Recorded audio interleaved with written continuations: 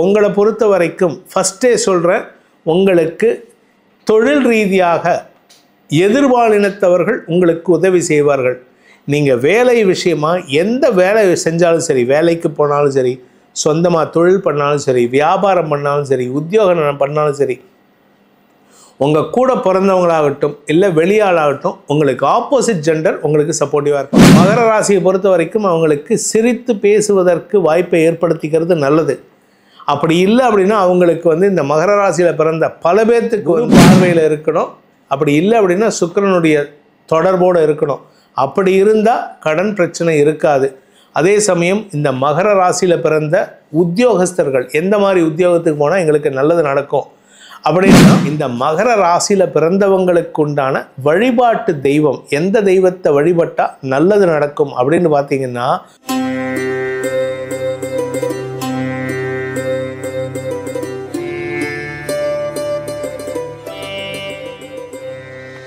ஓம் ஸ்ரீ குருப்யோ நமஹ.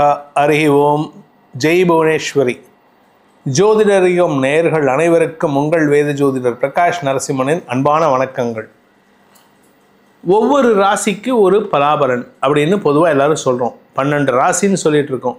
ஆனால் இந்த 12 ராசியில் பிறந்தவங்களுக்கான குணாதிசயங்கள் என்ன? ஏன்னா எனக்கு நண்பனாக வரக்கூடிய நபர் யார், எனக்கு யார் கூட ஒத்து போகும், யார் கூட ஒத்து போகாது. ஆக்சுவலாக இது லக்னத்துக்கு தான் சொல்லணும். ஆனால் இப்போ ராசிங்கிறது ப்ராக்டிஸில் இருக்குது. ராசிங்கிறது உடம்பு, லக்னம்ங்கிறது உங்களுடைய உயிர். இந்த உயிருக்கு நட்பாக இருக்கிறவனை பார்க்கணுமா, உடலுக்கு நட்பாக இருக்கக்கூடிய நபரை பார்க்கணுமா அப்படின்னு கேட்டால், இப்போதைக்கு இன்றைக்கி இருக்கிற சிச்சுவேஷன் உடலுக்கு பார்த்துக்கலாம். அப்புறமா இன்னொரு எபிசோடில் நம்ம லக்னத்துக்கு உண்டான பலாபலன்களை ஆராய்வோம். மகர ராசி நண்பர்களுக்கான பிறப்பு பலன்கள் நம்ம சீரீஸ் ஆஃப் போஸ்ட் வீடியோஸ் போட்டுன்னு வந்துட்டுருக்கோம். அதில் ஒவ்வொரு ராசிக்காக போட்டுட்டு வரோம். இப்போ மகர ராசிக்கு, மகர ராசியில் பிறந்தவர்களுக்கான பிறப்பு பலன் என்ன, அவங்களுக்கு வாழ்க்கையில் எப்படி இருக்கணும், எப்படி இருந்தால் நல்லது நடக்கும் அப்படிங்கிறத பார்க்க போகிறோம். உங்களை பொறுத்த வரைக்கும் ஃபஸ்ட்டே சொல்கிறேன், உங்களுக்கு தொழில் ரீதியாக எதிர்பாலினத்தவர்கள் உங்களுக்கு உதவி செய்வார்கள். நீங்கள் வேலை விஷயமா எந்த வேலை செஞ்சாலும் சரி, வேலைக்கு போனாலும் சரி, சொந்தமாக தொழில் பண்ணாலும் சரி, வியாபாரம் பண்ணாலும் சரி, உத்தியோகம் பண்ணாலும் சரி, உங்கள் கூட பிறந்தவங்களாகட்டும் இல்லை வெளியாளாகட்டும் உங்களுக்கு ஆப்போசிட் ஜெண்டர் உங்களுக்கு சப்போர்ட்டிவாக இருப்பாங்க. அதுவும் நீங்கள் ஒரு பெண்ணாக இருந்தால் ஆண் தான் கூட பிறந்த அண்ணனோ தம்பியோ, உங்கள் கூட வேலை பண்ணக்கூடிய ஆண் நண்பர்கள் உங்களுக்கு உதவிகரமாக இருப்பார்கள். அதாவது அந்த காலத்தில் சொல்லுவாங்க, ஆண்கள்கிட்ட பெண்கள் சிரித்து பேசக்கூடாதுன்னு. ஆனால் உங்களை பொறுத்த வரைக்கும், மகர ராசியை பொறுத்த வரைக்கும், நீங்கள் அடுத்தவங்கக்கிட்ட சிரித்து பேசினா அவங்க உங்களை தங்களுடைய வீட்டு பெண்ணாக அரணாக நின்று காப்பாற்றுவார்கள். அது உங்ககிட்ட இருக்கக்கூடிய விசேஷம். ஆனால் அதுலேயே சில கருப்பாடுகளும் இருக்குது. அதனால் கவனமாக இருந்துக்கோங்க. இந்த மகர ராசியை பொறுத்த வரைக்கும் குழந்தைகள் விஷயத்தில் சற்று எதிர்மறை பலன்கள் ஏற்படுறதுக்கு வாய்ப்பு இருக்குது. உங்களுக்கும் குழந்தைகளுக்கும் 7ஆம் பொருத்தமாக இருக்கும். உங்கள் பேச்சை உங்கள் குழந்தைங்க கேட்காது, உங்கள் குழந்தைங்க பேச்சை நீங்கள் கேட்க மாட்டீங்க. கணவன் மனைவி உறவில் நல்ல அந்யோன்யம் ஏற்படுறதுக்கு வாய்ப்பு இருக்குது. உங்களுக்காக உங்கள் கணவர் எதையும் துறக்கிறதுக்கு தயாராக இருப்பார். அப்பேற்பட்ட ஒரு காதல் உங்கள் பேரில் இருக்கிறதுக்கு வாய்ப்பு இருக்குது. இது ஆணாக இருந்தாலும் சரி, பெண்ணாக இருந்தாலும் சரி. அதுவும் நீங்கள் ஆணாக இருந்துட்டீங்கன்னா உங்களுக்கு திருமணம் அப்படிங்கிறது ஒன்றுக்கு மேற்பட்ட திருமணம் நடக்கிறதுக்கு கூட வாய்ப்பு இருக்குது. காரணம் என்ன அப்படின்னா, உங்களுக்கு மைண்டு ஃப்ளிம்சி மைண்டு, அதாவது மனம் இலகிய மனம், லகுவாக இருக்கும். ஈஸியாக காதல் வயப்படுறதுக்கு வாய்ப்பு இருக்குது. அதுவும் தேய்பிரை சந்திரனா இன்னும் கேட்கவே வேண்டாம். பார்க்குற பொண்ணுங்களெல்லாம் லவ் பண்ணுவீங்க. காதல் வயப்படுறதுக்கு வாய்ப்புகள் இருக்குது. அது அந்த காதலிச்ச பொண்ணியை திருமணமாக மனைவியாக மாற்றிக்கிறதுக்கும் ஆற்றல் உங்ககிட்ட இருக்குது. வருமானத்திற்கு குறைவு இருக்காது. ஏன்னா 2ஆம் வீட்டதிபதி சனி, கும்ப சனி. அதனால் உங்கள் வீட்டில் பணம் எப்போவுமே அப்படியே கும்பத்தில் போட்ட பணம் நீர் போல் நிறைஞ்சு இருக்கக்கூடிய வாய்ப்புகள் இருக்குது. கும்பராசியில் பிறந்தவங்களுக்கு கஷ்டங்கிறது இருக்காது. அது மகர ராசியில் பிறந்தவங்களுக்கு. கும்பராசி தான் 2ஆம் வீடுங்கிறதுனால பணப்புழக்கம் இருந்து கொண்டே இருக்கும். உங்களை பொறுத்த வரைக்கும் இந்த மகர ராசியில் பிறந்தவங்க உங்கள் வீட்டில் பணம் சேமிப்பு பண்ணுறீங்க அப்படின்னா, நீங்கள் நார்மலாக என்ன பண்ணுவோம், நம்ம வீட்டில் ஒரு பீரோவில் வைப்போம். ஆனால் மகர ராசியை பொறுத்த வரைக்கும் இரும்பு பெட்டியை வச்சு அந்த இரும்பு பெட்டிக்குள்ளே ஒரு மரப்பெட்டி வைக்கணும். அது தேக்கு மரமாக இருப்பது விசேஷம். தேக்கு மரமாக ஒரு பெட்டியை பண்ணி அதை இரும்பு பீரோக்குள்ளேயோ இரும்பு பெட்டிக்குள்ளேயோ வச்சு அந்த மரப்பெட்டியில் இந்த பணத்தை வச்சுட்டு வாங்க. உங்கள் வீட்டில் பணப்புழக்கம் குறைவே குறையாது, பணத்துக்கு கஷ்டமே பட மாட்டீங்க. இந்த மகர ராசியை பொறுத்த வரைக்கும் இந்த மகர ராசியில் பிறந்த பள்ளி கல்லூரி மாணவ மாணவிகள், படிக்கின்ற குழந்தைகள் ரொம்ப டிஸ்ட்ராக்ட் ஆகுறீங்க. இந்த மகர ராசியில் பிறந்த குழந்தைகளுக்கு காதல் திருமணம்ங்கிறது ரொம்ப இருக்குன்னு சொன்னேன். அதனால் படிக்கிற காலத்தில் காதல் வயப்படுவதை தவிர்ப்பது நல்லது. ஏன்னா படித்து உங்ககிட்ட ஒரு டிகிரி ஹோல்ட் பண்ணிட்டீங்கன்னா, ஒரு மாஸ்டர்ஸ் டிகிரி இருந்துட்டால் யாரும் உங்கள் பேச்சை கேட்டு கட்டுப்படுவாங்க. ஏன்னா உங்களை பொறுத்த வரைக்கும் உங்ககிட்ட என்ன ஒரு விஷயம்னா, உங்கள் மனசில் இருக்கிறத வெளியில் சொல்ல மாட்டீங்க. பல பேர் இந்த மகர ராசியில் பிறந்தவங்க சிடுமூஞ்சியாக இருப்பாங்க. அவங்களுக்கு சிரிக்கவே தெரியாது, சிரிக்கிறதே அவ்வளோதான் சிரிப்பாங்க. இந்த மகர ராசியை பொறுத்த வரைக்கும் அவங்களுக்கு சிரித்து பேசுவதற்கு வாய்ப்பை ஏற்படுத்திக்கிறது நல்லது. அப்படி இல்லை அப்படின்னா அவங்களுக்கு இந்த மகர ராசியில் பிறந்த பல பேர்த்துக்கு இதய நோய் சம்பந்தமான சங்கடங்கள் ஏற்படுறதுக்கு வாய்ப்பு இருக்குது. ஏன்னா 6ஆம் வீட்டதிபதி புதன் அவர் நீச்சமாக இருந்தார்னா இன்னும் மோசம். அதனால் கடன் ஜாஸ்தி ஆகிறதுக்கு வாய்ப்பு இருக்குது. மகர ராசியில் பிறந்தவர்களுக்கு கடன் குறைவாக இருக்காது, ஜாஸ்தியாக இருக்குங்க. கடன் இல்லாமல் இருக்கணும் அப்படின்னா 6ஆம் வீட்டு அதிபதியான புதன் குரு பார்வையில் இருக்கணும். அப்படி இல்லை அப்படின்னா சுக்கிரனுடைய தொடர்போடு இருக்கணும். அப்படி இருந்தால் கடன் பிரச்சனை இருக்காது. அதே சமயம் இந்த மகர ராசியில் பிறந்த உத்தியோகஸ்தர்கள் எந்த மாதிரி உத்தியோகத்துக்கு போனால் எங்களுக்கு நல்லது நடக்கும் அப்படின்னா, உங்களை சுற்றி நிறையா எதிர்பால் இனத்தவர்கள் இருந்துகிட்டே இருப்பாங்க. அந்த மாதிரி இடத்துல வேலைக்கு போவீங்க. நீங்கள் ஒரு இடத்துக்கு வேலைக்கு போகிறீங்க அப்படின்னா, நீங்கள் ஆணாக இருந்தால் அந்த இடத்துல பெண்கள் ஜாஸ்தியாக இருப்பாங்க. நீங்கள் பெண்ணாக இருந்தால் உங்களை சுற்றி ஆண்கள் ஜாஸ்தி இருக்கிறதுக்கு வாய்ப்பு இருக்குது. அதாவது ஒரே பாலினத்தவர்கள் இருப்பது கடினம் அல்லது குறைவாக இருக்கும். அப்படியே இருந்தாலும் அவங்களுக்கும் ஃப்ரீக்வன்சி ஒத்து வராது.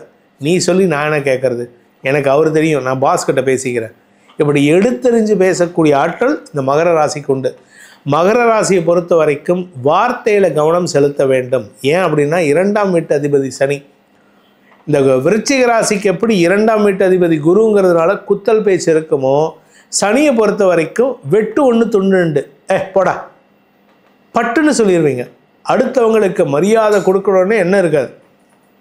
அதே சமயம் குடும்பத்தார், உங்களுடைய வாழ்க்கை துணை, உங்களுடைய உடன்பிறப்புகளுக்கு அனுசரித்து செல்லக்கூடிய ஆற்றல் உண்டு. இந்த மகர ராசியில் பிறந்த உத்தியோகஸ்தர்களுக்கு சொன்ன போல் சொந்தமாக பிஸ்னஸ் பண்ணலாமா அப்படின்னு கேட்டால், உங்கள் ராசிநாதன் துலாம் ராசியில் உச்சமாக இருந்தால் நீங்கள் உழைப்பீங்க, அடுத்தவங்க சம்பாதிப்பாங்க. உங்கள் ராசிநாதன் சனி 4ஆம் இடமான மேஷ ராசியில் நீச்சமாக இருந்தால் நீங்களும் வேலை பண்ண மாட்டீங்க, அடுத்தவனையும் வேலை பண்ண விட மாட்டீங்க.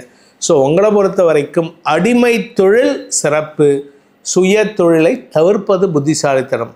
நீங்கள் சப்போஸ் நான் சுய தொழில் பண்ணணும் சார், எனக்கு ரொம்ப ஆசையாக இருக்குது, அடுத்தவங்க எங்கள் வீட்டு பக்கத்து வீட்டு மாமியெல்லாம் பொடியெல்லாம் பண்ணி விற்கிறாங்க, எனக்கும் அந்த தகுதி இருக்குது, எனக்கும் தெரியும், நான் டேஸ்ட்டாக நல்லா பண்ணுவேன், நான் சமையல் கடையில் பெரிய ஆள் அப்படின்னு சொல்லிட்டு இறங்கினீங்கன்னா, நீங்கள் உங்கள் வீட்டில் உங்களை அதிகாரம் பண்ணக்கூடிய இடத்துல ஒருத்தரை வச்சு தான் பிஸ்னஸ் பண்ணமே தவிர, அடுத்தவங்களுக்காக நான் வேலை பண்ணுறேன், இல்லை நானே பிஸ்னஸ் பண்ணுறேன்னு இறங்கினீங்கன்னா உங்களால் வெற்றிகளை குவிப்பதில் தாமதம் ஏற்படும் அல்லது வெற்றிகள் குவிப்பதில் தடுமாற்றம் ஏற்படும். அதனால் உங்களுக்கு தொழில் சிறப்பதில் சிறப்பு ஏற்படுறதுல வாய்ப்புகள் இருக்காது. உங்களை பொறுத்த வரைக்கும் 2ஆம் இடத்துல சுக்கிரன் இருந்துட்டார்னா இனிமையான வார்த்தைகளை பேசுவீர்கள். ஆனால் உள்ளொன்று வைத்து புறமொன்று பேசும் நபர் நீங்கள். அந்த மாதிரி நபர்களை சேர்க்கக்கூடாதுன்னு ஔவையார் சொல்லியிருக்காங்க. அதனால் நீங்கள் கொஞ்சம் கவனமாக இருந்துக்கிறது நல்லது. இந்த மகர ராசியில் பிறந்தவங்களுக்கு உண்டான வழிபாட்டு தெய்வம், எந்த தெய்வத்தை வழிபட்டால் நல்லது நடக்கும் அப்படின்னு பார்த்தீங்கன்னா, உங்கள் ராசியில் தான் செவ்வாய் உச்சமடைகிறார். அதனால் தாய் வழி தெய்வத்தை வழிபடுவது சிறப்பு. பொதுவாக தமிழ்நாட்டை பொறுத்த வரைக்கும் அப்பாவுடைய குலதெய்வம் தான் நம்மளும் குலதெய்வமாக இருக்கும். பெண்களாக இருந்தால் திருமணமாகும் வரை அப்பாவுடைய குலதெய்வம், திருமணம் ஆனதற்கு பிறகு கணவருடைய குலதெய்வம். ஆனால் மகர ராசியில் பிறந்தவங்க முடிஞ்ச அளவுக்கு தாய் வழி தெய்வத்தை குலதெய்வமாக வழிபட்டு வந்தால் வாழ்க்கையில் வெற்றிகள் கிடைக்கும். உங்களுடைய எடுத்த காரியத்தில் திருடம் ஏற்படும். அது மட்டும் இல்லாமல் அது ஒரு பெண் தெய்வமாக இருந்தாலும் மேலும் பல விசேஷங்களை ஏற்படுத்தும். உங்களுக்கு சிம்பிளாக ஒரு விஷயத்த சொல்கிறேன். உங்களை பொறுத்த வரைக்கும் வாழ்க்கையில் ஜெயிக்கணும் அப்படின்னா நீங்கள் ஒரே ஒரு விஷயத்த பண்ணுங்கள். தினமும் சரி, இல்லை வாரம் செவ்வாய்க்கிழமை வெள்ளிக்கிழமை இந்த 2 நாள்லேயும் இல்லை வாரம் முழுவதும் நீங்கள் தினமும் சாயந்தர வேளையில் லலிதா சகஸ்ரநாமம் பாராயணம் பண்ணுங்கள், இல்லை லக்ஷ்மி அஷ்டோத்திரம் பாராயணம் பண்ணுங்கள். உங்களுக்கு பண கஷ்டமே வராது.